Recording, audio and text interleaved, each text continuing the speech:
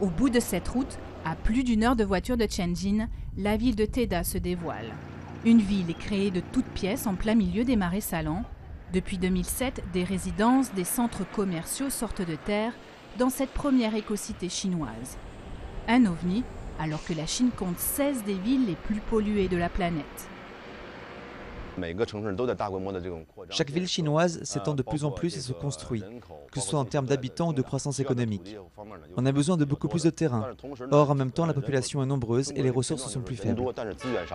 Né d'une collaboration entre les gouvernements chinois et singapouriens et cofinancé par des entreprises privées, Teda s'étendra en 2020 sur 30 km² avec des panneaux solaires fournissant 9 MW d'électricité, des transports en commun verts, un recyclage des déchets et de l'eau potable au robinet dans un pays où 70% des rivières sont polluées.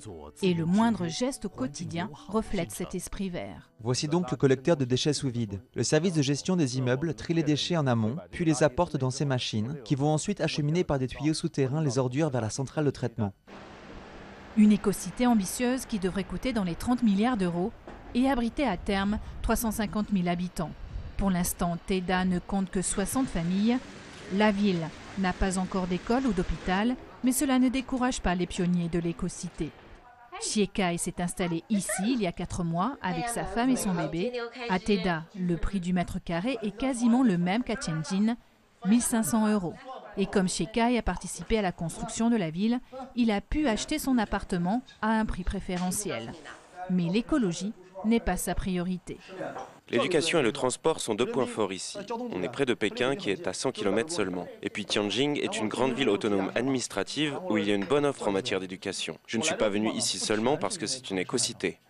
Une attitude qui n'est encore que celle de nombreux Chinois, pour qui l'écologie reste une préoccupation de riches.